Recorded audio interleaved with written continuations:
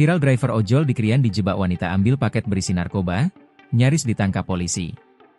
Seorang driver ojek online sempat ditangkap polisi di Sidoarjo berawal dijebak wanita ambilkan paket di JNT Bypass Krian.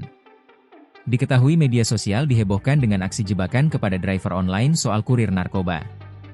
Awalnya cerita ini diunggah oleh akun sosial media Cak Soleh. Dalam akun TikToknya Cak Soleh, korban mengadukan laporannya sembari menceritakan kronologi awal dirinya dijebak oleh wanita untuk ambil paket narkoba.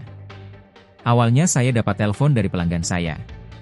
"Mas tolong ambilkan paket saya di bypass JNT Krian," ujar korban driver online.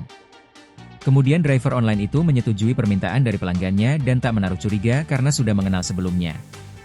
"Saya percaya karena dia pelanggan saya sebelumnya. Lalu saya bergegas ke JNT Krian itu komunikasi masih nyambung," ungkap driver online. Setelah mendapatkan paket yang dimaksud, driver online ini lalu mengfoto dan mengirimkannya kepada pelanggannya.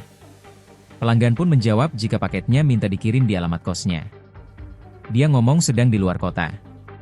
"Nanti paket itu ditaruh di depan kos dengan ditutupi spray dan batal," ungkap driver. Kemudian tak berselang lama, mendadak ada 5 polisi yang langsung memegang driver online dengan mengatakan bahwa paket itu adalah narkoba. "Polisinya itu merangkul saya dari belakang. Saya kaget," ucap driver online. Merasa panik, driver online itu menunjukkan bukti chatnya bahwa dia hanya disuruh untuk mengambil paket tanpa mengetahui bahwa ada narkoba di dalamnya. Beruntung pihak kepolisian mempercayai dan tidak membawa korban driver online ini ke kepolisian. Download Tribun X sekarang, menghadirkan lokal menjadi Indonesia.